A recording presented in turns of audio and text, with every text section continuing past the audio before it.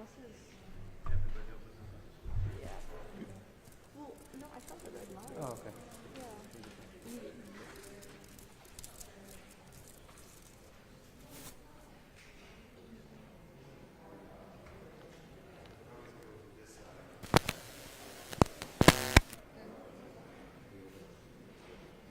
If you're not afraid of my prayer, I would be happy to pray. Thank you. I'd be honored.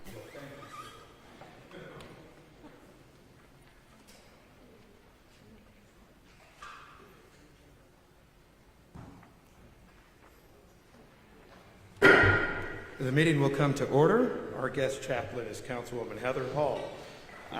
Thank you for handling that for us today.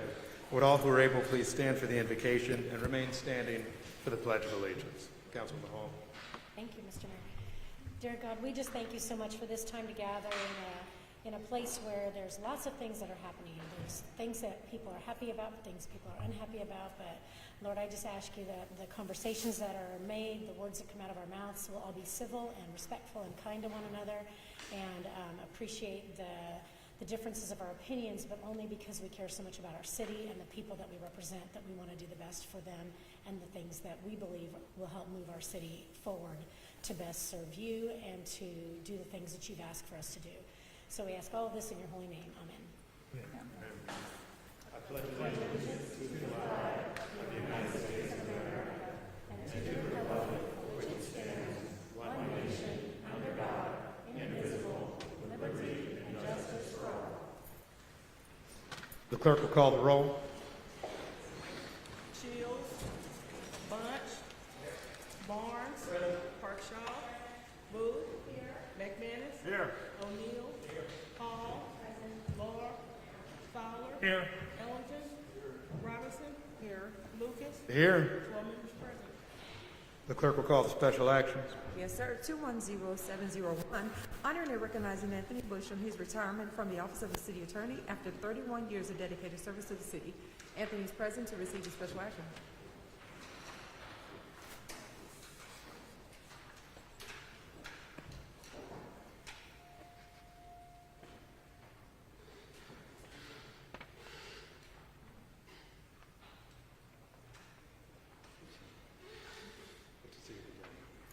Councilman Barnes. Yes, Mr. Mayor, it's my pleasure to recognize Anthony Bush, who has been an attorney in our legal department for over 31 years. And I got the pleasure of knowing Mr. Bush through my tenure on the Finance and Governance Committee the first term, when he would always come and explain why we're doing a settlement or of some type or something of the sort. And he's always been thorough in his explanations of all the legal cases that were presented before us. And I want to thank him for his diligence and his hard work. And oftentimes we don't understand what some of our attorneys and individuals go through when they're going up against attorneys who are making 4 times more money than they are. But they stay steadfast in their understanding of the law. And I want to thank Mr. Bush and recognize him on this new journey. Thank you, Councilman Barnes. Mayor Pro Tem. I want to thank Mr. Bush as well for his service to the city, and like Councilmember Barnes, I've had the pleasure of working with you for now, I guess, 6 years. And we, as council members, have to rely on expertise of our staff, and our law department has countless, over and over again, very difficult situations, been giving us the best legal advice they can given the circumstances. And Mr. Bush, you were really part of that, in helping us navigate some complex and difficult cases. And we will miss your expertise and your service, but I wish you the best in your future endeavors. Thank you, Mayor Pro Tem. Are there others who wish to speak to the resolution? Hearing none, the resolution is now before council. All in favor indicate by saying aye. Aye. All opposed? The resolution is adopted. Mr. Bush. Thank you, Mr. Mayor. Thank you, members of the council. I don't have a lot to say. After being here 31 years, I've seen a lot. I was thinking the other day, I've seen 7 city attorneys and 6 mayors. So there's a lot that's happened over these last 31 years. But I do want to especially thank my colleagues in the law department. They do an excellent job, along with our new city attorney, Matt Gelati, of providing excellent legal services on behalf of the citizens of this city. And oftentimes the job is a little thankless, but they endeavor to do the best job they can. But thank you again.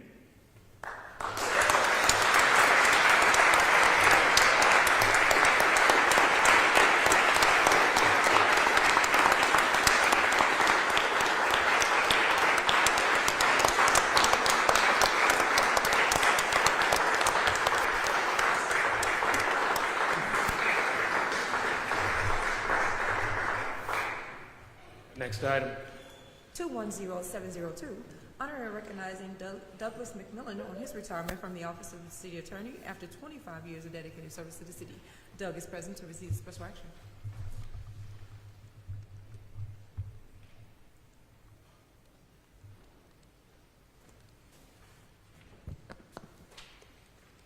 Hello, sir. Councilwoman Park Shaw. Thank you, Mr. Mayor. I'm honored today to recognize Douglas McMillan for his 25 years of service to Kansas City. He is going to enjoy his retirement, but I want to talk a little bit about what he's done for us in his 25 years. He began his career with the city as assistant city attorney in 1996 as a litigator, handling a variety of tort, commercial litigation, housing, and employment cases. And he successfully defended the city in countless cases. He has tried over a dozen jury trials, 50 bench trials, and handled over 30 appeals in which he promoted the city's best interest. He was appointed a manager of litigation in 2004, and in that position he trained over a dozen attorneys to also promote the city's best interest. He's a devoted family man, and I know that your family is going to love seeing more of you because I know we've kept you busy. But I want to congratulate you on your retirement and thank you so much for your 25 years of dedicated service to the city of Kansas City. Thank you. Thank you so much. Are there others who wish to speak to the resolution? I will say that my interactions with Mr. McMillan have not just been in knowing him as a talented lawyer, but we tended for the last 6 years to get in the building at about the same time. When he's always coming to work dutifully here at the city, always proud of his job, proud of the city of Kansas City, and proud of the legal work that his office puts out each and every day. We wish you well in retirement. We will miss you. I understand that it's going to take a few people to replace you, and so we will just hope that we can stretch your briefs out and copy them for a long time in the future. But more than anything, thank you for your time and service to this city. If there are no others who wish to speak to the resolution is now before council. All in favor indicate by saying aye. Aye. All opposed? The resolution is adopted. Council. Thank you, everybody, for the nice and kind words. I just would like to thank some people who made my career here possible. Former City Attorney Kathleen Hauser, along with Nelson Munoz and Vicki Sterling and others who thought it appropriate to hire me. I'd like to thank all the lawyers that I've worked with over the years here. They've made me a better person and a better lawyer. I'm going to take away from this a lifetime of stories that I can tell about experiences in this building and experiences across the street and across the street that way, because I tried cases in both courts. And again, thank you, Councilwoman Park Shaw, for those kind words. And good luck to those I'm leaving behind.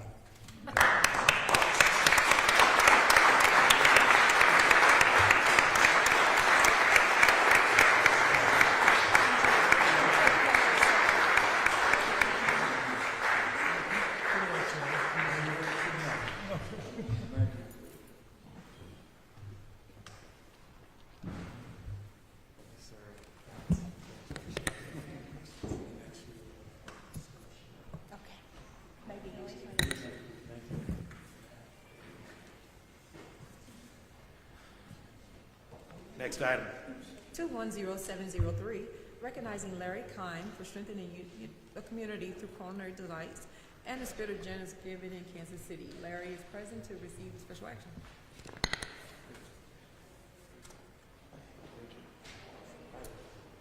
Councilwoman Robinson. Thank you, Mr. Mayor. Larry Kime is the owner of Cliff's Tap House, and he's just one of those individuals who is just the salt of the earth. He is making good food with good intentions. Every Thursday, Larry takes 20% of all the sales at Cliff's Tap House and gives it to deserving charitable organizations each month. Recipients have included the Don Bosco Center, Reconciliation Services, Literacy KC, De La Salle Education Center, Ronald McDonald House, and several others. Visitors to Cliff's Tap House have said that it's great food, but even better company. And Emily McGee shared, "Thank you for giving selflessly to our neighbors' health and affordable food. We couldn't do it without you." And so Don Bosco had received a check from Larry Kime and Cliff's Tap House, and said that the amount of money goes a long way in feeding the senior populations that they serve. Aside from the monetary donations, Larry has helped us to get donations for our upcoming fundraiser to be held next month, and has been a great resource for getting participants for our Oktoberfest. And finally, More Open, she talks about that this is a time when restaurants and bars are still trying to recover from the past 16 months, but you're putting the less fortunate first. And so we thank you to your service for others. And Muhammad Ali once said that service to others is the rent you pay for your room here on earth. And so thank you for being a happy place for so many people in a trying time. Thank you. Thank you, Councilwoman Robinson. Are there others who wish to speak to the resolution? Councilman Bunch. I just would like to also express my gratitude for the work that you do here in this community, and as a restaurant owner and operator right here in my district, the 4th District. I love passing by your place all the time, and you can guarantee that I'll be in there very soon. And just thank you so much for all the work that you do to benefit organizations across the city, many of which are in the 4th District as well. So thank you so much, and it's nice to meet you today. Thank you, Councilman Barnes. If there are no others who wish to speak to the resolution is now before council. All in favor indicate by saying aye. Aye. All opposed? The resolution is adopted. Sir. Thank you, Mayor Lucas, Councilwoman Robinson, the remaining council. Thank you. This is something that we have worked on for many, many years, being in the restaurant business. Restaurants typically tend to take a lot and not give a lot back. I really wanted to be able to, in the community that I'm in, be able to help as much as possible. Our Thursday give backs have worked tremendously well so far. Our first month worked with Don Bosco when we were able to give them a check for almost $2,000, and I'm very excited. I have Don Hall with me from Reconciliation Services. On Tuesday, we'll be giving them a check for $3,300 that we gathered over our Thursday give back. So this is just something that we've started. It's something that we're going to continue to grow and develop, and I'm very excited for it. So I appreciate everybody for acknowledging it, and I look forward to it continuing. Thank you.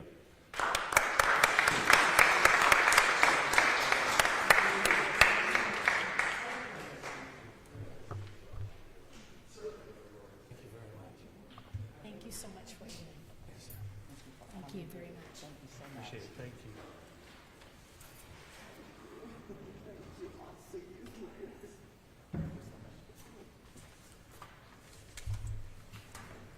Thanks so much for being so.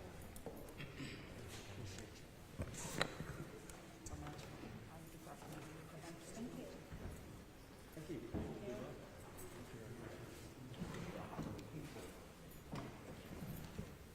The clerk will call the ordinances listed under the final readings docket. 210625, amending Chapter 2 Code of Ordinances entitled Minimum Living Wage by repealing Section 1074.5 and enacting a new section of like number and subject matter to establish a minimum hourly rate of $15 per hour for full-time classified hourly employees in Kansas City, Missouri.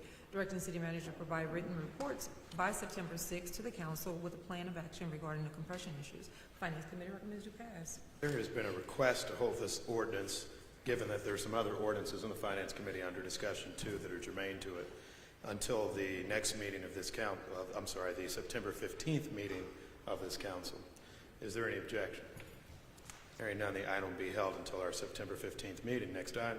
210649, accepting the recommendation of the TIF Commission as to the 12th Amendment to the Southtown Corridor and 31st and Baltimore TIF Plan, approving the 12th Amendment to the Southtown Corridor and 31st and Baltimore TIF Plan, and directing the City Clerk to transmit copies of the ordinance. Neighborhood Committee recommends to pass. Councilman Barnes.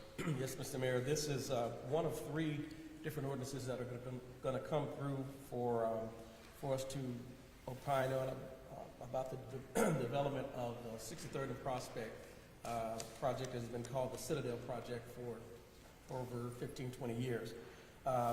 This ordinance simply removes what is called Project G from the existing TIF, Southtown TIF and 31st and Baltimore TIF plan, so that at a later date we can do another TIF plan for the projects at the 63rd and Prospect. So this is kind of functionary, and we want to get this project started. So this is one of the first steps in that process. Neighborhood Planning Development recommends do pass. Thank you, Councilman Barnes. Is there any further discussion? Hearing none, the clerk will call the roll. Shields. Bunch. Aye. Barnes. Aye. Parkshaw. Aye. Booth. Aye. McManus. Aye. O'Neill. Hall. Aye. Law. Fowler. Aye. Ellington. Robinson. Lucas. Aye. 12 ayes. Ordinance passes. Mayor Pro Tem. Honorable Mayor, I move that the charter requirement for reading of ordinances on 3 separate days be waived for the ordinances on today's docket listed as committee advances. That these ordinances are advanced for final reading and consideration at this time. Second. Been moved and seconded. Is there any discussion on the motion? Hearing none, the clerk will call the roll. Shields. Bunch. Aye. Barnes. Aye. Parkshaw. Aye. Booth. Aye. McManus. Aye. O'Neill. Aye. Hall. Aye. Law. Aye. Fowler. Aye. Ellington. Robinson. Lucas. Aye. 11 ayes, 1 nay. Motion passes. The clerk will call the ordinances listed under the advanced consent docket. 210681, approving and authorizing settlement of a lawsuit entitled Chestnut LLC versus City of Kansas City, Missouri, case number 2116 CB 10969, authorizing acceptance of a warranty deed. Finance Committee reviews do pass. 210684, approving and authorizing settlement of EEOC charge number 28E 2020-00993C in the amount of $72,500. Finance Committee reviews do pass. 210664, approving the plat of Cadence Third Plat Addition, Clay and Platte Counties, Missouri, appropriating approximately 26.67 acres drain located on the east side of North Platte Purchase Drive between Northwest 108th Street, north of Tiffany Springs Parkway to the south, creating 61 lots, 4 tracts for the purpose of constructing 61 lot single-family subdivision, subject to various easements, subject grades, and public ways, authorizing the Director of City Planning Development to execute subsequent agreements and directing City Clerk to report ordinance and attached documents. Neighborhood Committee pass. 210671, approving the plat of Whitwood lots on Olive in addition to Jackson County, Missouri, approximately 0.353 acres, generally located between Park Avenue on the west, Olive Street on the east, Elm Street on the north, creating 5 lot, 3 tracts for the purpose of creating a 5 lot single family subdivision. Accepting various edicts, authorizing the Director of City Planning Development to accept certain agreements and directing the City Clerk to report the ordinance and attached documents. 210679, approving the plat of MP Northland Park Industrial Fourth Plat Addition, Clay County, Missouri, approximately 89.48 acres, draining located on the east end of 44th Street in Northland Park, creating 2 lots, 2 tracts for the purpose of creating 2 lot industrial use subdivision. Accepting various easements, authorizing the Director of City Planning Development to execute and accept such agreements and directing City Clerk to record the ordinance and attached documents. 210680, approving the plat of Brighton Creek Crossing Addition, Clay County, Missouri, approximately 17.63 acres, generally located southeast corner of North Brighton Avenue, Highway 152, creating 4 lots, 1 tract for the purpose of 4 lot future commercial development, accepting various easements, establishing grades on public ways, authorizing the Director of City Planning Development to execute and accept certain agreements and directing City Clerk to record the ordinance and attached documents. Approving the plat 210683, approving the plat of Berry Road in addition to Platte County, Missouri, on approximately 15.24 acres, generally located on the north side of Northwest Berry Road and North Berry Heights subdivision adjacent to the north, creating 25 lots, 4 tracts for the purpose of creating 25 lot single-family subdivision, accepting various easements, establishing grades on public ways, authorizing the Director of the City Planning Development to execute and accept certain agreements, and directing the City Clerk to record the ordinance and attached documents. Neighborhood Committee recommends you pass. The clerk will call the roll. Shields. Bunch. Aye. Barnes. Aye. Parkshaw. Aye. Booth. McManus. Aye. O'Neill. Aye. Hall. Moore. Fowler. Aye. Ellington. Robinson. Lucas. Aye. 11 ayes, 1 nay. The ordinance is passed. The clerk will call the ordinances listed under the advance debate docket. Yes, sir. 210593, providing for submission to the qualified voters of the city for their approval at an election called for November 2nd, 2021.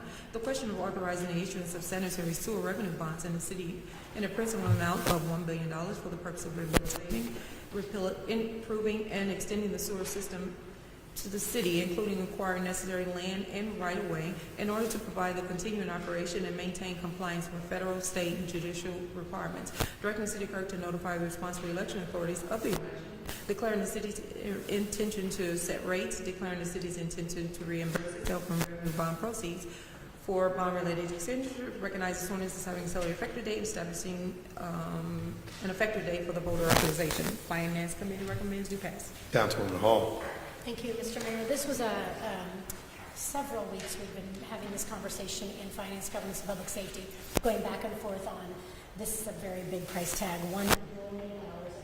It's a boy, not an M or anything like that. It's a big number, and we've been very uncomfortable, and we had a lot of questions, and we've had water come back and forth and back and forth. And I think many of us were still concerned, and I think we still honestly had some conversations about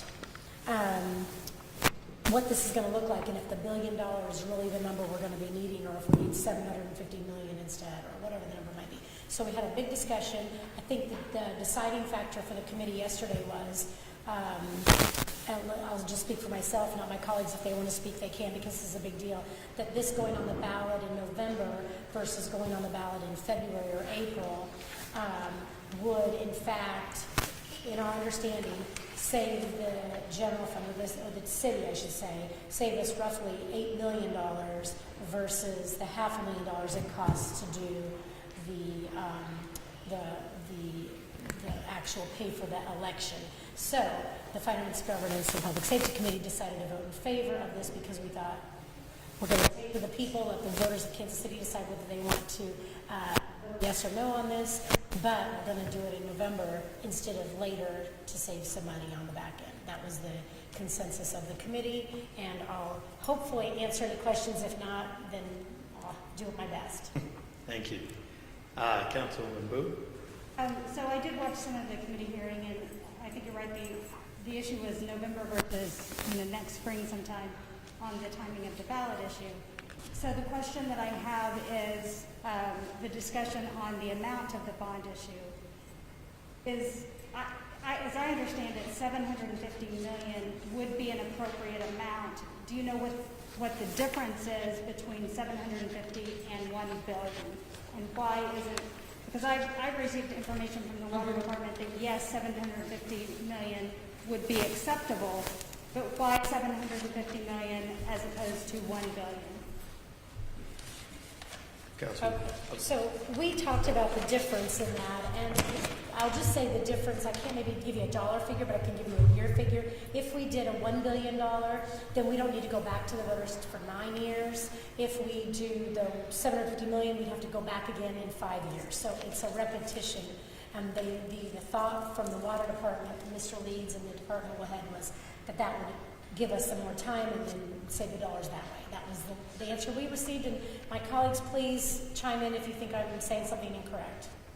Mayor Pro Tem. I don't have anything that you said is incorrect. I think you're absolutely correct. And the difference, I guess I did not support this because I actually believe that going back to the voters sooner might be a good thing.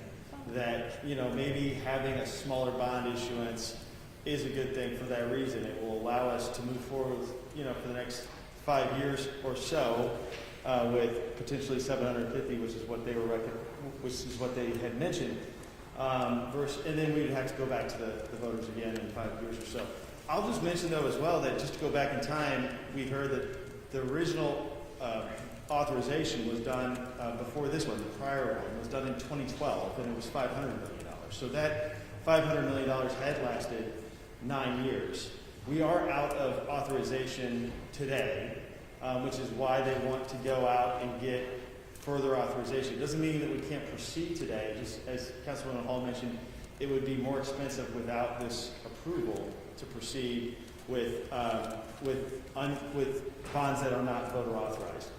Here's the deal. I think we should delay voting on this precisely because I think we could get, because I think while this is maybe a more cost-effective route to proceed, I think if we can get a finer point on the dollar amounts that we absolutely need, whether that's 750, 700, whatever the number is, I would prefer, that was the reason why I didn't support this, is I would prefer to have that number with a list of projects to take to the voters and to give them exactly what I think any person voting on this will want, which is, what are you spending the money on, what's this going to be used for, and how long will this last? And to me, you know, there's a big difference when you've got 9 zeros at the end of a 1 versus, you know, a lesser amount that we can say to the voters, these are the projects, and when this is done, we will be back, you know, and you can decide whether we did a good job or not. So it would be requiring, again, coming back for further authorization. So we heard that we could dual track this, that it actually could be on in April or in February, and that's another option. To proceed today would allow us to put it on in November. Thank you, Mayor Pro Tem. Councilman Bunch. Oh, sorry. Councilman Bunch. I just had a simple question, and I may have the answer in my head already, but I recall when voters passed the general obligation bond that it was put on the April ballot because there was a lower threshold requirement. And I'm guessing than if it was on the November ballot because of state law.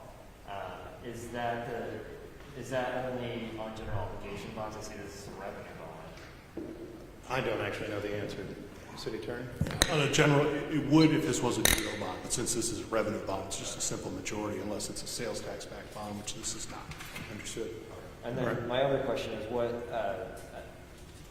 what's the intended purpose of the revenue from this? Like, what expenses is this covering? Intended to be covering? Is it just general maintenance of?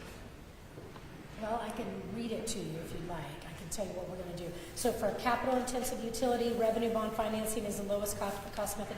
As part of this modification of the federal consent decree, the wastewater utilities plan for finance, it'll describe all that, how we're going to spend it. We are projecting to use the revenue bond financing low-cost method to pay for the majority of the remaining capital projects in the consent decree that goes all the way through 2035. So it's everything that's on that list that we already had agreed to do. The only difference is that I think the reason we voted yesterday, and honestly, I was a no vote until the whole $8 million loss versus a $500,000 cost for an election. That cost me a consternation to do that waste that money. But the reasoning that we did vote yesterday or to move it out was because of the August 24th deadline to get it on the November ballot.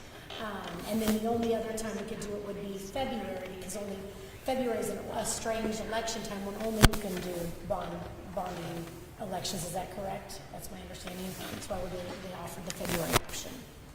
Councilman Park Show. Thank you, Mr. Mayor. I actually was just going to just really state what she said. But I'll just add, my reasons for supporting this really was that it's my understanding that the delay will cost the city and the taxpayers an additional $8 million.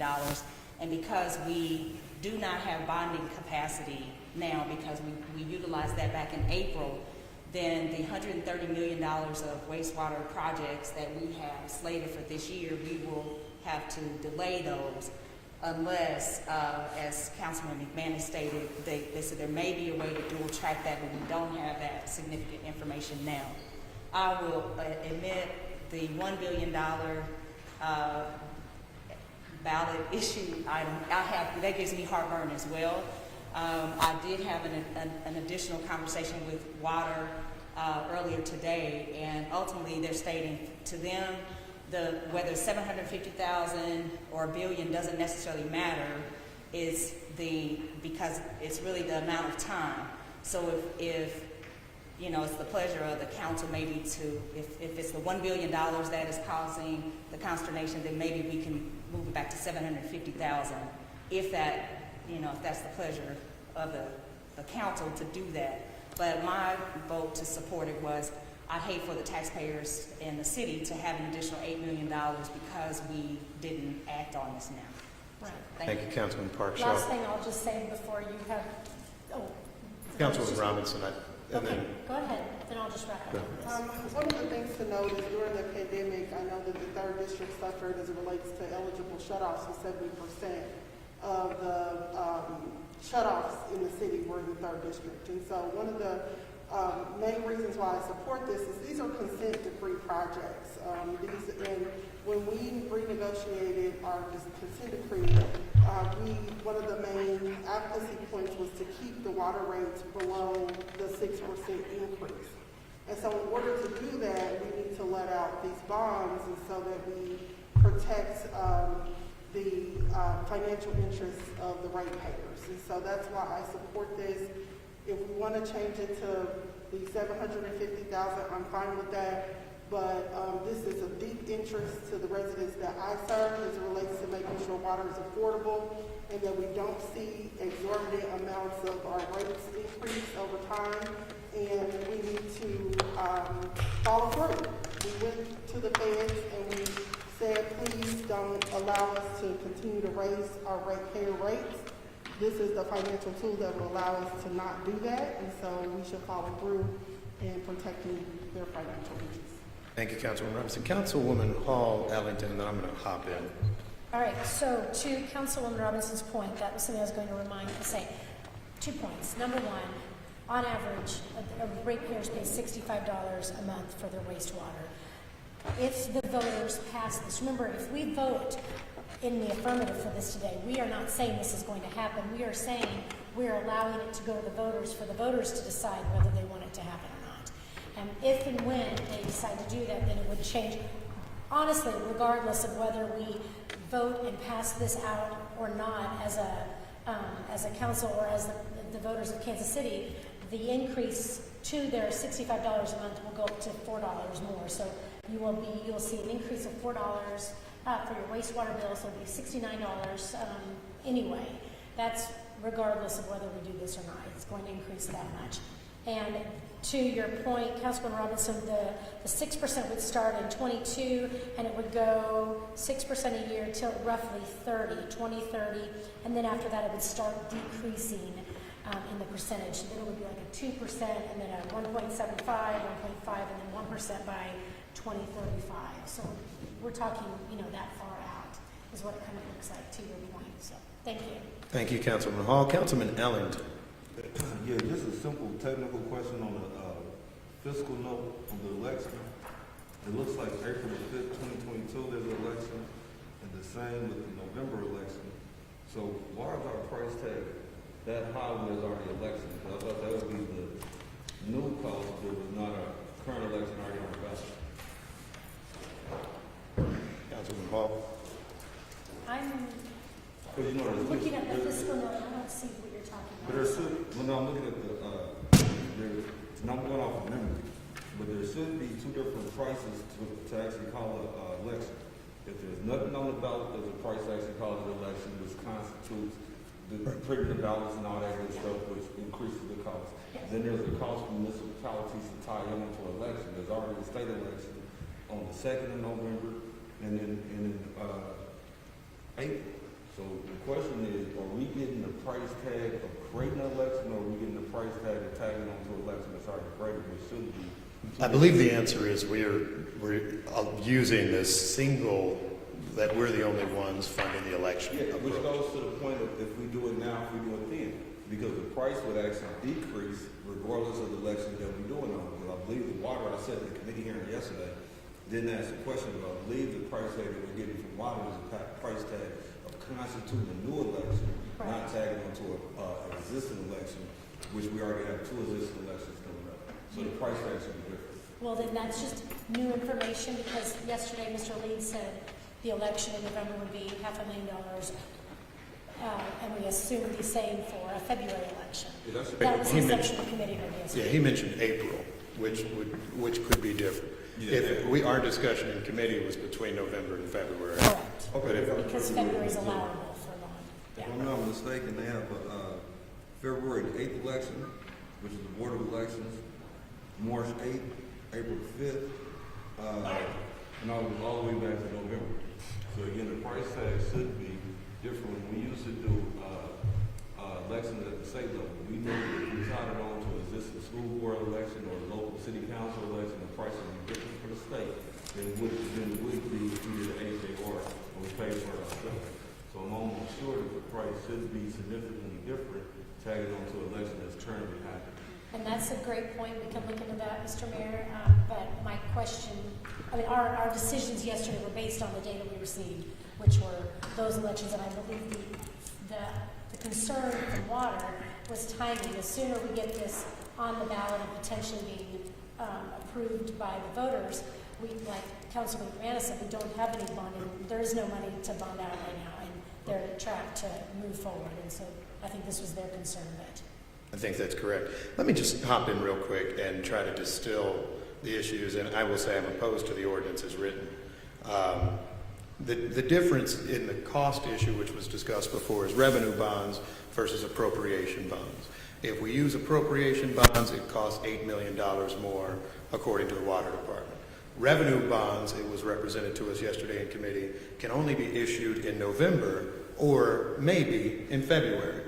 Now, the maybe was, well, we'll have to check and see.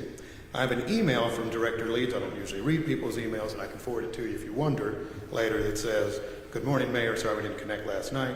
I've conferred with Finance Director Queen, and we believe that revenue bonds can be sold before May 1st with a successful passage of a wastewater revenue bond authorization on February 8, 2020. To me, that actually answers entirely what my concern was yesterday, which was, can we do this in February without actually messing up the cost for our constituents? He then notes, we will also be prepared to use appropriation bonds if the ballot issue is unsuccessful, as discussed in the Finance Committee. This being appropriation bonds, if it runs successful in November or February, would cost up to $8 million for the $100 million sell. So to me, I mean, I see enough questions here to suggest that it is probably wiser to know, first of all, do we want to get $1 billion limit on our credit card or $750 million limit? That is $250 million. And I'm not as comfortable just telling to the voters, we couldn't tell in advance because we kind of rushed, so we need to kind of figure it out. Because the Water Department is telling me that either one is fine, which I guess makes sense, because they say, give us all the authorization we could possibly want, which I think is kind of the $1 billion. But if we see that we can do a $750 million authorization, which then allows a city council after this one to, in 5 years or what have you, see how the projects are going, see if they want to issue something different, then I don't know why we would actually not go with the term that allows us to have better oversight for city council, greater clarity for the voters, and frankly, that does not make a monetary negative difference for anyone. So I would recommend, I mean, there are two solutions. We could either just vote this down and still deal with it. We could amend the ordinance for a February election at $750 million, or we could amend, I guess, just for $750 million in November. Because I have some confusion, and I've heard some confusion today, at least on the $250 million question. I would think it's more prudent for us to actually try to resolve that by perhaps passing something that suggests there'll be a February election at $750, and then knowing that if we need to amend it, we have time before we would go to the election authorities before February to make sure it's adjustable. But I will go back to the basic question, which we talked about in committee yesterday, and I think Director Leeds answers it when he says, I've conferred with Finance Director Queen, and we believe revenue bonds, i.e. the cheaper ones, can be sold before May 1 with a successful wastewater revenue bond authorization on February 8, 2020, and I think that's the more prudent path. I can offer that motion. All right. If that's okay. Oh, do you have a question? Oh, I'm sorry. Did you mean 2022? Yes. He wrote, so I'm being accurate, he wrote 2020. I'm assuming he meant 2022. Well, I would just say, would it make the body happier to wait and hold this another week so the whole body gets to answer questions before we do this? Or do we want to make an amendment on the floor now? What would be the pleasure? I mean, I'm fine either way, but we can, if it's in February, we have more time. I'm saying I'm fine either way, but if we, if we wait until February, then obviously we have more time. We're not up against the deadline. So, Okay. I'll make a motion to hold this. Is there an objection to a hold on this ordinance? But a hold to the full council, not going back to committee, a hold back to Just hold this it body. unless you want it back in committee. No, I'm good. Back here, please. I'll vote it out now if that's the case. I'd like to hold it to this body for next Thursday. All right. And I would just like to say, I don't know if this is objecting, but I would just like to say that if we decide to hold this and there's no objection, then ultimately we are deciding we don't want it on the November ballot because we will miss the deadline of August 24th, which is before we meet again. So I just want to make sure everybody's aware of that, that actually is a vote to not have it on November ballot. So. That's correct. Is there an And objection? I guess I'll object. What's that? I guess I'll object because I actually would like to. I would like us to vote on it. So Like a I'll motion for it. object to that. Councilman McManus, you have a motion for a hold. second. Yes. There's been moved and seconded that the item be held for 1 week. The clerk will call the roll on the motion. Shields. Bunch. Aye. Barnes. Aye. Birdshaw. No. Boo. Aye. McManus. Aye. O'Neill. Aye. Hall. Aye. Moore. Fowler. Aye. Ellington. Aye. Robinson. Aye. Lucas. Aye. 11 ayes, 1 nay. The item be held for 1 week. Next item. 210686, appointment contracts in the amount of $89,200 from previously appropriated funds and the NTDL fund with various nonprofit organizations selected as part of the fiscal year 2021-22 second quarter application cycle for the purpose of promoting neighborhoods through cultural, social, ethnic, historic, educational, and recreational activity. Recognizing this ordinance as having settled effective date. Finance committee was to pass. Councilwoman Hall. Thank you, Mr. Mayor. Yes, yesterday we had I don't know if I want to call it quarterly, but maybe it was kind of a quarterly appropriation for NTDF. And I would just want to, and I'll do what I did yesterday, I'm going to commend the members and the residents of the 3rd District who actually applied and received money. I would implore the residents of the 1st, 2nd, 4th, 5th, and 6th districts to find out if you have activities that you would like to request money for a first activity to promote things in your neighborhoods. This was a smart move on the members of the 3rd District, and they're getting $89,200 to promote and exciting events and opportunities in and around the 3rd District areas of our city. And we thought this was a great idea. Lots of great organizations and good projects that are going to be happening. So your Finance, Governance, and Public Safety Committee recommended advance and do pass. Thank you, Councilwoman As a Hall. Well committee done, assistant. 3rd District. Is there any further discussion? Actually, I may want to ask some questions. No, I'm playing. I'm playing. Any further discussion on the ordinance?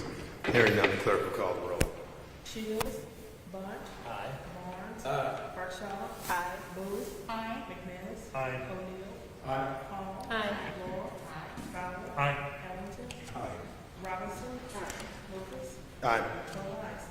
The ordinance passes. 210647, approval of 63rd Prospect PIA General Development Plan on approximately 25.62 acres generally located at the northwest quadrant of East 63rd Street and Prospect Avenue, declaring the said area to be blighted in need of redevelopment, rehabilitation, neighborhood community to pass.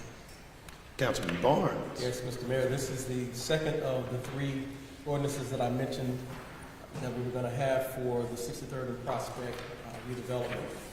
This one here is asking us to approve a general development plan, a PIA development plan. And the plan is going to consist of 5 phases, and the projects within the plan have not been approved yet, but we are looking to have multifamily housing in there, a hotel, and some retail. And neighborhood planning development reviewed them and recommended do pass. Thank you, Councilman Barnes. Is there any further discussion on the ordinance? Hearing none, the clerk will call the roll. Shields. Bunch. Aye. Barnes. Aye. Birdshaw. Aye. Booth. McManus. Aye. O'Neill. Aye. Hall. Aye. Moore. Fowler. Aye. Ellington. Aye. Robinson. Aye. Lucas. Aye. 12 ayes. Ordinance passes. 210651, reserved about 3 acres generally located at the northeast corner of East 9th Street and Euclid Avenue from District R 0.5 to District UR, approving a development plan to allow for a 62-unit multifamily residential development within 3 buildings. Neighborhood communities to pass. Councilman Barnes. Yes, Mr. Mayor, this is the final phase of development within the that we're receiving dollars from the federal government with the $30 million Choice Neighborhood Grant. And this grant was to relocate individuals from the Shoto Courts apartments, and now they're gonna be moving into 62-unit multifamily unit on 9th and Euclid Street. And the planning development reviewed and recommended to pass for the rezoning of this area. Thank you, Councilman Barnes. Is there any further discussion? Hearing none, the clerk will call the roll. Budge. Aye. Barnes. Aye. Parkshaw. Aye. Booth. Aye. McManus. Aye. O'Neill. Aye. Hall. Aye. Laura. Aye. Fowler. Aye. Ellington. Robinson. Aye. Lucas. Aye. 12 ayes. Ordinance passes. 210657, authorizing Director of Housing and Community Development Department to execute a $500,000 Central City Economic Development funding agreement with UAKC South Point LLC for pre-development expenses related to residential projects within a mixed-use development from funds previously appropriated. Neighborhood committees to pass. Councilman Barnes. Yes, Mr. Mayor, this is the third of the three ordinances that I've talked about for 630 Prospect Development. This is for Urban America KC South Point LLC to receive $500,000 in pre-development dollars for the start of the development there, and it's going to be used primarily for the development on the multifamily, engineering costs and those kind of things. Neighborhood Planning Development reviewed and recommended to pass. Thank you, Councilman Barnes. Is there any further discussion? Hearing none, the clerk will call the roll. Shields. Bunch. Aye. Barnes. Aye. Parkshaw. Aye. Booth. Aye. McManus. Aye. O'Neill. Aye. Hall. Aye. Laura. Aye. Fowler. Aye. Ellington. Aye. Robinson. Aye. Lucas. Aye. 12 ayes. Ordinance passes. 210660, rezoning about 2.5 acres generally located on the north side of East 23rd Street, bordered by Prospect Avenue on the east, Olive Street on the west from District B3-2 and R1.5 to District UR. Approving a development plan to allow for a 24-unit multifamily residential development within 9 buildings. Neighborhood committees to pass. Councilman Barnes. Pretty self-explanatory from the description that the clerk read. We're being asked to rezone 2.5 acres north of 23rd Street that borders Prospect and Olive Street for a 24-unit multifamily residential development. It's going to consist of 9 buildings. We're going to be duplexes and or triplexes. Neighborhood Planning Development reviewed and recommends do pass. Thank you, Councilman Barnes. Any further discussion? Hearing none, the clerk will call the roll. Shields. Bunch. Aye. Barnes. Aye. Parkshaw. Aye. Booth. Aye. McManus. Aye. O'Neill. Aye. Hall. Aye. Laura. Aye. Fowler. Aye. Ellington. Aye. Robinson. Aye. Lucas. Aye. 12 ayes. Ordinance passes. 210665, accepting the recommendation of the TIP Commission and approving the third amendment to the Santa Fe TIP Plan. Directing City Clerk to send a copy of the ordinance to Jackson County. Neighborhood committees to pass.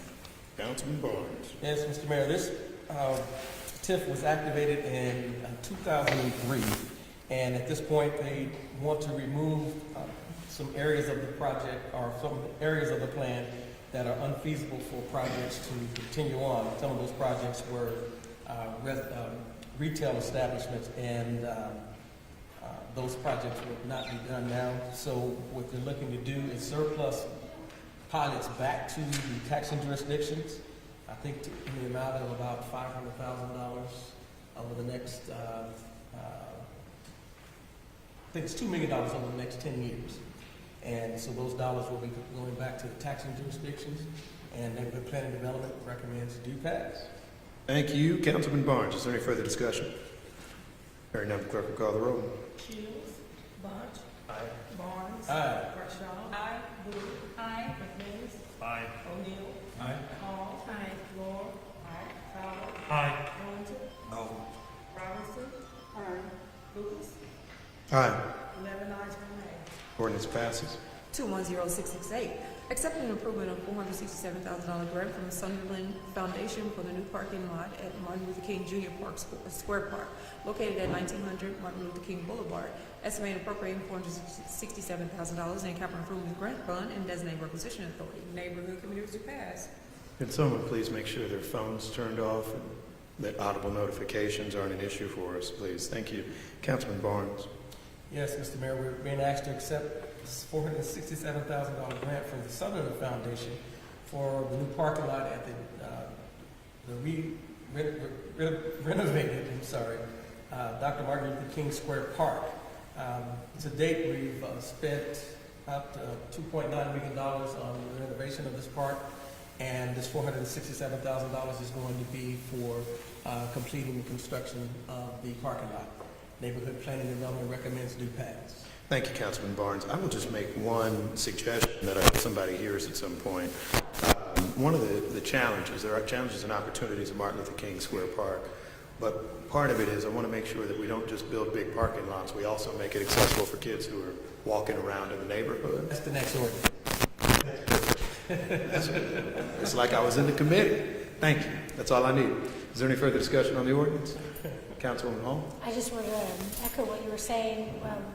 The Parks Department and myself have worked really hard with the Patrick Mahomes Foundation. They've worked to make sure that this will be an accessible park. As you all remember, several months ago we said, going forward, all future parks or renovations of parks will make sure they're accessible so anyone of any mobility will be able to get around. And so we don't want the parking lot to not have good curb cuts or sidewalk access. So I'm going to be on it. I'm going to be driving around making sure it's looking good. So thank you very much. Thank you, Councilwoman Hall, for your work with that. Is there any further discussion on the ordinance? Hearing none, the clerk will call the roll. Shields. Bunch. Aye.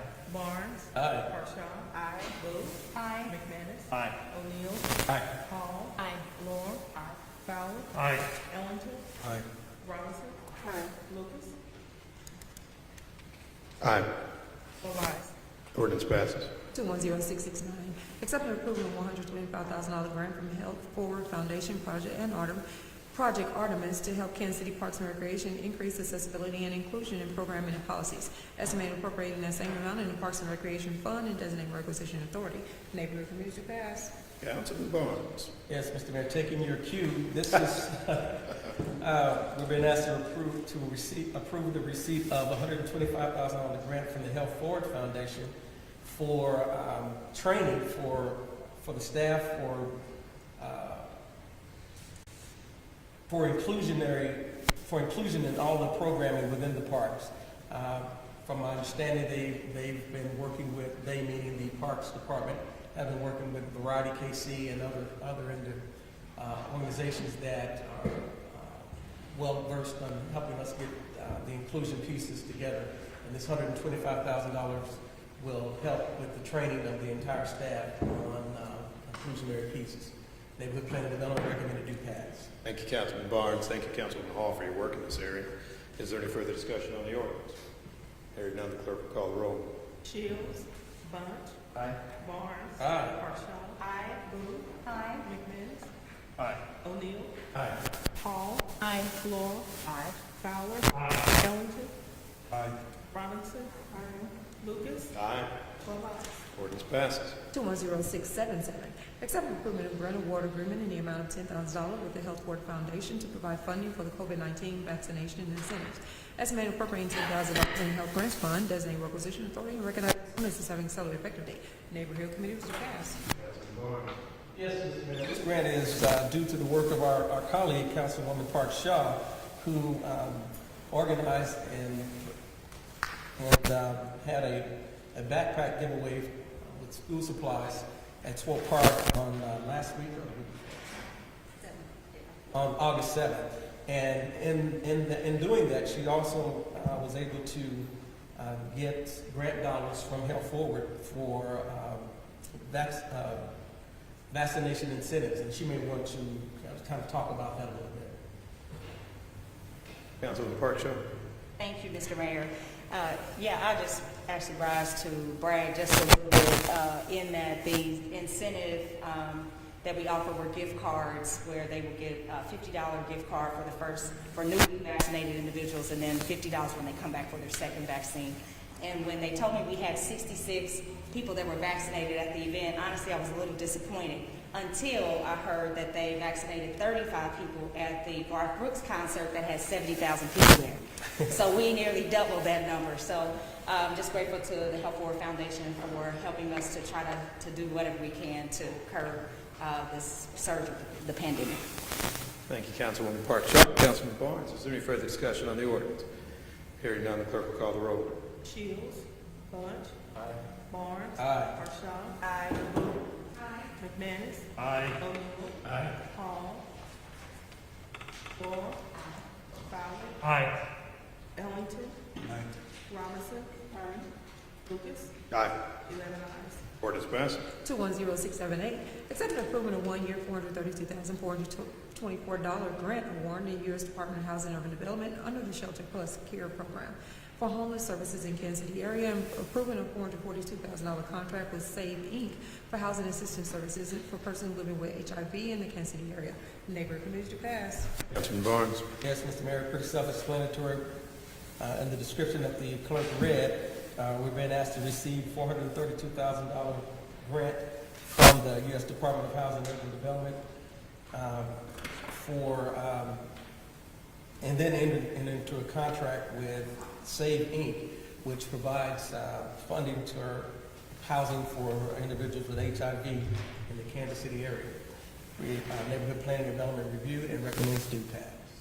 Thank you, Councilman Barnes. Is there any further discussion? Hearing none, the clerk will call the roll. Shields. Bunch. Aye. Barnes. Aye. Parshaw. Aye. Booth. Aye. McManus. Aye. O'Neill. Aye. Moore.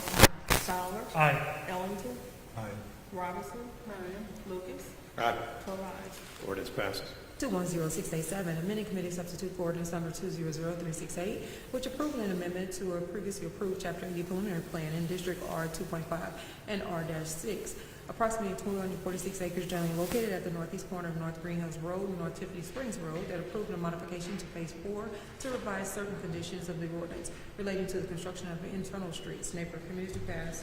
Councilman Barnes. Yes, Mr. Mayor, this ordinance, this amendment will remove the condition that that requires the construction of private streets must conform with the city's street standards.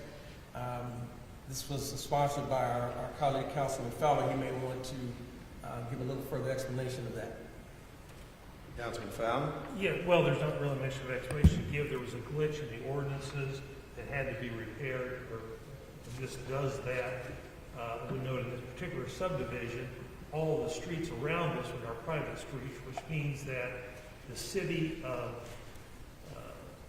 doesn't maintain it. The Home Association does. This does not really affect the standard at which the streets are built, but this ordinance does affect the fact that the city would not have to inspect these streets because we would not be assuming any responsibility for them afterwards. They are inspected and they are built to standards, but it's done privately without our involvement. So it's just a correction really as to who inspects them at what time, not the standards for which they're built. But in any event, it does allow streets to be built that the city does not have to maintain, and we don't plow them either. So that's up to the Homes Association. Thank you, Mr. Mayor. Thank you, Councilman Fowler. Is there any further discussion? Hearing none, the clerk will call the roll. Shields. Bunch. Aye. Barnes. Aye. Parshaw. Aye. Booth. Aye. McManus. Aye. O'Neill. Aye. Hall. Moore. Fowler. Aye. Ellington. Robinson. Lucas. Aye. 11 ayes, 1 nay. Ordinance passes. 210667, approving a $1 million construction contract with Pyramid Excavation and Construction for the supplemental workforce and water distribution system repairs project, authorizing 2 successive one-year renewal options for a maximum expenditure of $2 million without further council approval. Recognize this ordinance as having accelerated effective date. Transportation committee to pass. This project includes the repair and replacement of water mains in the distribution system in support of the pipeline division as needed throughout Kansas City. The project may also include repairs to water valves, hydrants, service lines, and other appurtenances. Unit prices for the work to be completed under this contract are set based on the bids received. Transportation Infrastructure Operations recommends advance and do pass. Is there any discussion on the ordinance? Shields. Bunch. Aye. Barnes. Aye. Parshaw. Aye. Booth. Aye. McManus. Aye. O'Neill. Aye. Hall. Moore. Fowler. Aye. Ellington. Oh. Robinson. Lucas. Aye. 11 ayes, 1 nay. Ordinance passes. 210676, authorizing a $1,657,635 construction contract with Leeson Sons for the replacement of water mains in the area of North Central Street to North Shoto Traffic Way, Northeast 37th Street to Northeast Vivian Road. Authorizing maximum expenditure of $1,823,398. Transportation committee to pass.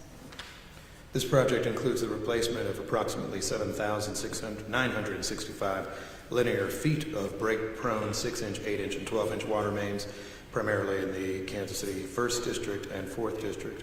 The project will replace the water mains in locations including Shoto Traffic Way, Northeast Davidson Road, North Brooklyn Avenue, Northwest Green Tree Lane, and North Central Street. This work will include the transfer of customers' water service connections from existing mains to new mains, as well as restoration of roads and properties. Transportation Infrastructure and Operations recommends advance and do pass. Is there any further discussion? Hearing none, the clerk will call the roll. Shields. Bunch. Aye. Barnes. Hartshaw. Aye. Booth. Aye. McManus. Aye. O'Neill. Aye. Hall. Aye. Lord. Aye. Fowler. Aye. Ellington. Aye. Robinson. Lucas. Aye. 11 ayes.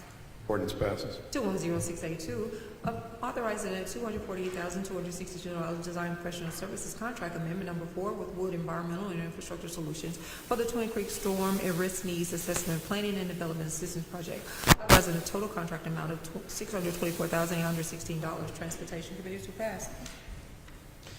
The Water Services Department undertook the project to utilize a science-based methodology to define and help establish watershed goals based upon the volume of flow, rate of flow, and other stream or watershed characteristics.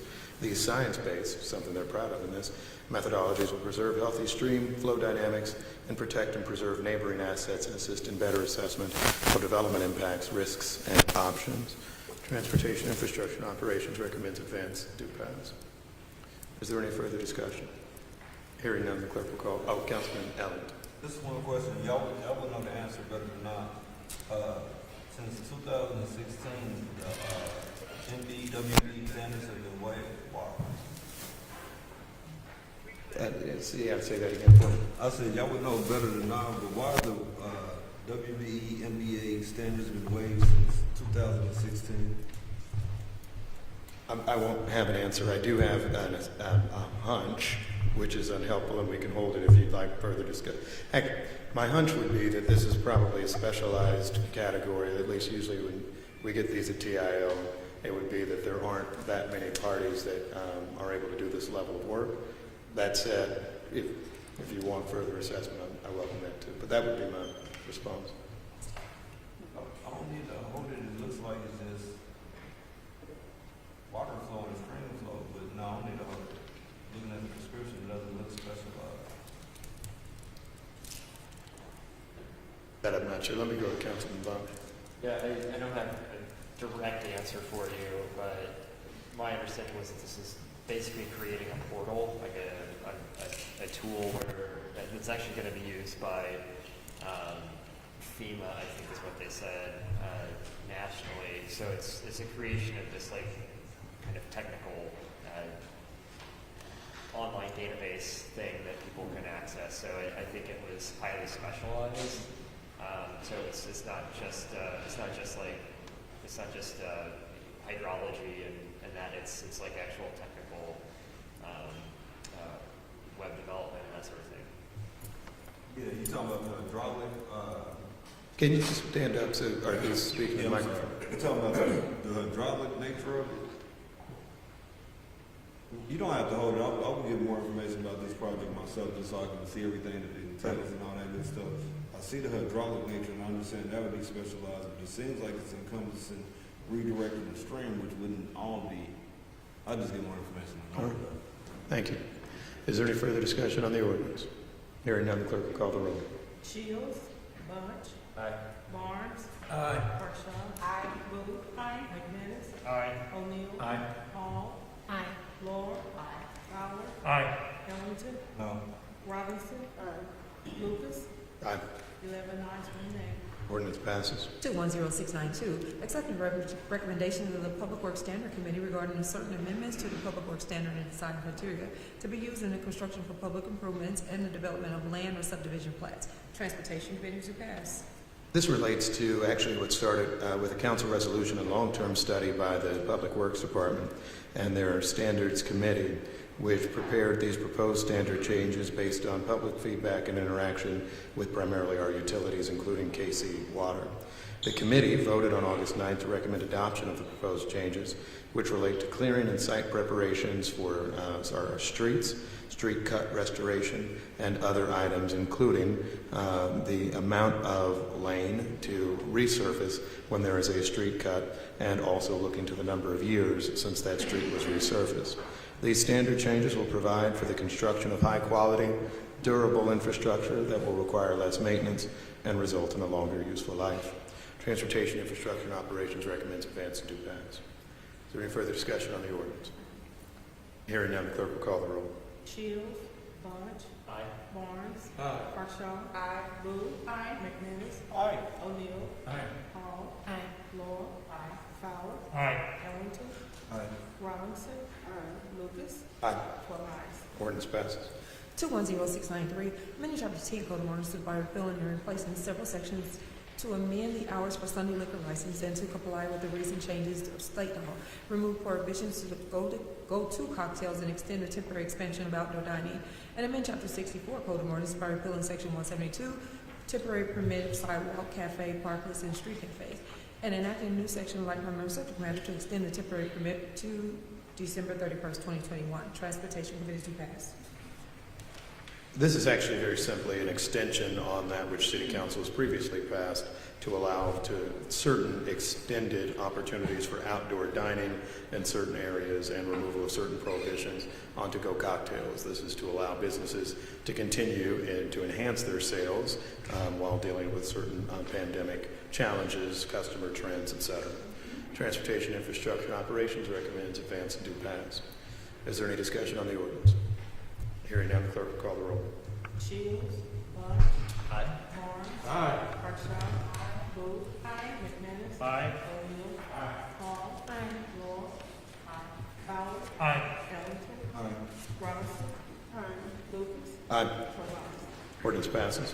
210694, rescinding order number 21-01, requiring face coverings or masks in indoor places of public accommodation for certain exceptions, appropriating $1,000 from the unappropriated fund balance of the health levy fund, designate requisition authority, and recognize this ordinance as having a solely effective date. Transportation Committee to pass. Since the beginning of the COVID-19 pandemic, most orders that have been issued through Kansas City have been issued pursuant to Health Department guidance and mayoral proclamation.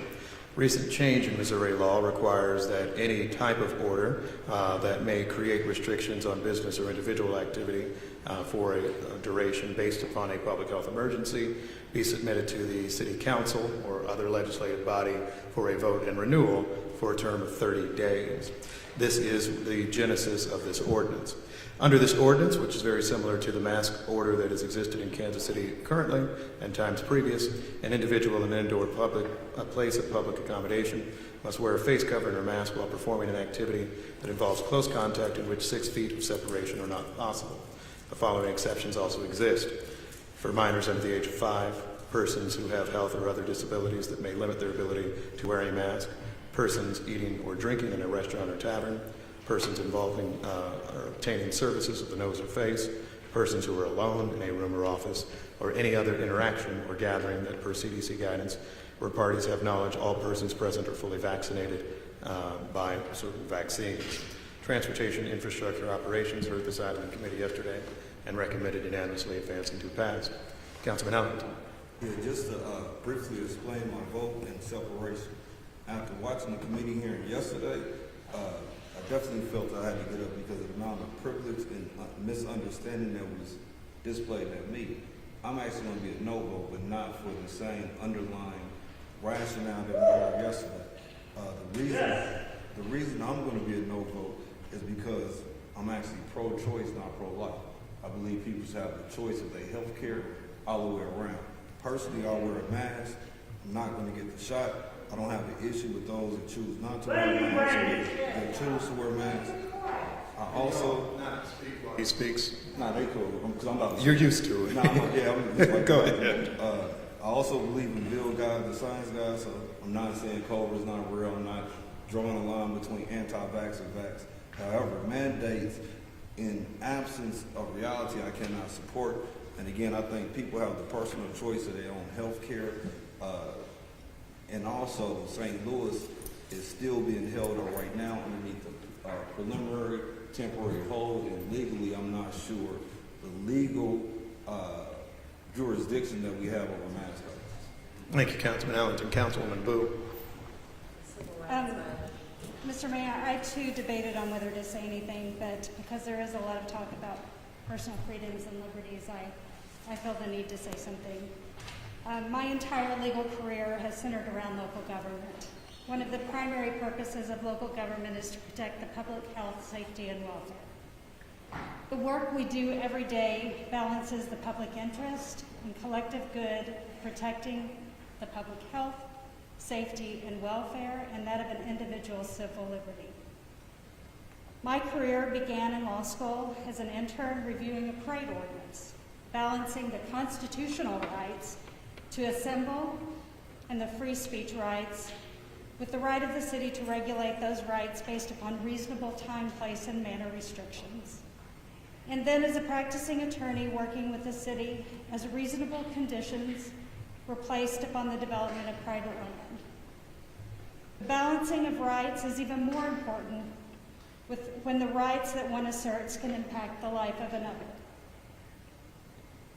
On December 29th, 2020, I walked into Missouri Delta Medical Center in Sykeston, Missouri, to say goodbye to my mother. This was the same hospital in which she delivered me almost 50 years before, and the hospital in which my father had died approximately 24 years before. A hospital situated in a city 20 minutes from the town in which I grew up, in a region in which there was and is no mask mandate. Less than 24 hours after having left Kansas City alone to travel to Southeast Missouri, I sat in my car, talked to a doctor whom I had never met, and made the decision to end life-sustaining treatment for my mother, who had tested positive for COVID-19 4 days before Christmas. I had not seen my mother in person since the prior Christmas. But the image of my mother gasping for air is one that I will never forget. Yes, she was 86. Yes, she had health issues that caused her to live in an assisted living facility, but those facts also left her vulnerable. Vulnerable to those who might bring the virus in from outside, since she was unable to leave the facility. And that is exactly what occurred. Earlier this year, when I received my first vaccine, I became emotional driving home, thinking that there was some light at the end of this dark tunnel and that others may be spared of what I had to endure. What I did not envision after my first shot or my second one is that the initial rush of some to be vaccinated would soon wane, and the hesitancy or refusal of some to be vaccinated would result in a variant that is even more contagious than what we saw last year. The COVID-19 pandemic is the single largest public health event in my lifetime, mainly because of the ease of which it is spread. We have the tools to help limit the spread. A vaccine created by scientists who have trained for years using studies and work available for decades, and a mask. I do not want to continue to wear a mask, and I don't want anyone to have to continue to wear a mask. But we have not kept this virus at bay. So as legislators and elected officials, we must weigh what this ordinance actually requires.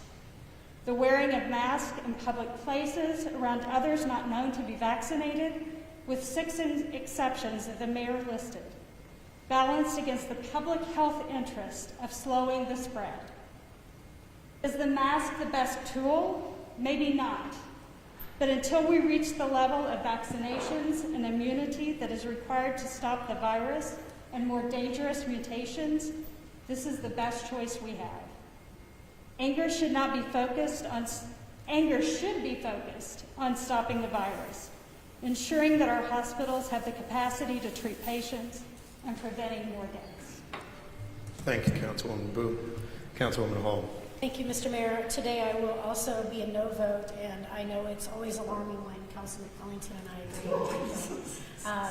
But I just personally believe in personal freedoms and liberties in a country where we live, and so I'm a no on any kind of mandate. Your choice, my choice to do what we do. I won't ask you to believe like I believe, but I will also not stand for a mandate, so I'll be a no vote today. Thank you, Councilwoman Hall. Is there any further discussion on the ordinance? Councilwoman Park Shaw. Thank you, Mr. Mayor. I know that you mentioned this in the committee meeting yesterday, but I just wanted to acknowledge on behalf of the Health Commission that the Health Commission met on Friday. The Health Commission is made up of, I believe it's 4 physicians, multiple healthcare agencies throughout the city, and really looks at the overall health of the city, and unanimously supported the mask mandate and recommended that. And as the co-chair, the council co-chair of that commission, I wanted to at least make their letter be known. You all have received a letter from the Health Commission indicating why they recommend the mask mandate as well. Thank you, Councilwoman Park Shaw. Is there any further discussion on the ordinance? Hearing none, clerk will call the roll. Shields. Bunch. Aye. Barnes. Park Shaw. Aye. Boo. Aye. McManus. Aye. O'Neill. Aye. Hall. Nay. Thor. Fowler. Aye. Ellington. Robinson. Lucas. Aye. 10 ayes, 2 nays. The ordinance passes. Mayor Pro Tem. Mayor Pro Tem. It's a violation of civil rights and it's unconstitutional. Well, free country, don't forget that. You shut up. People have the right to do what they want to do. Yeah, we do too. So no mask. Don't wear. Is there a second? It's been moved and Remember seconded. your rights, please. Is there any discussion on the motion? Easy is not a We'll lady. just keep going. The clerk will call the roll on the motion. Bills. Bunch. Aye. Barnes. Barnes. Yeah, aye. I didn't know what we were voting on, but I got distracted. Aye. Aye. Aye. Robinson. Lucas. 11 ayes, 1 nay. Honorable Mayor, I move the charter requirement for reading of ordinances on 2 separate days be waived for the ordinances on today's docket. This is first readings that these ordinances be introduced as listed in the committee so designated.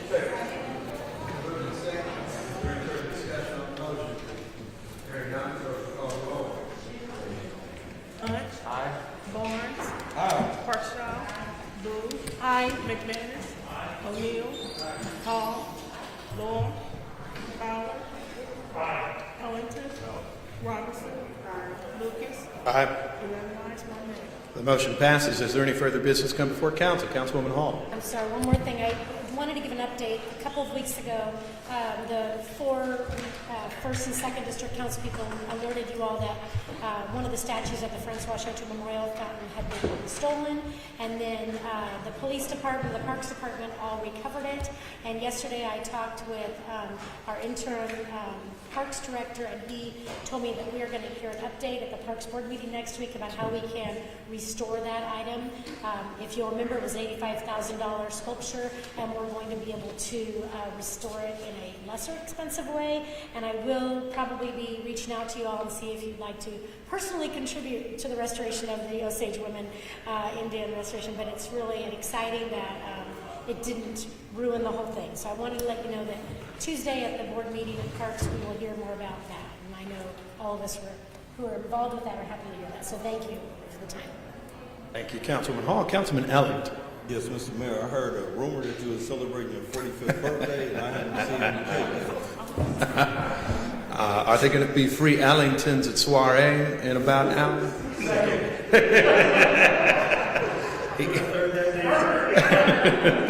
Thank you, sir. Much appreciated. Is there any further business come before council? I do just want to say, Councilman Booth, thank you for sharing them. If there's no further business, we'll stand adjourned.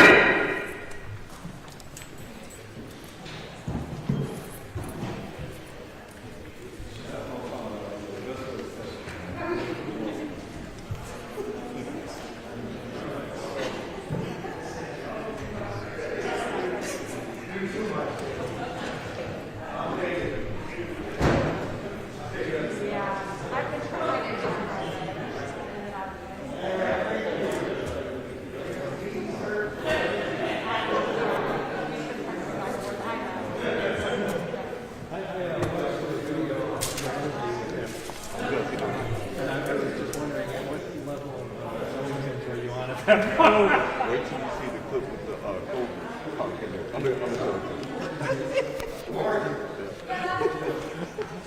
Hey, because you will be able to tell. You stop being up.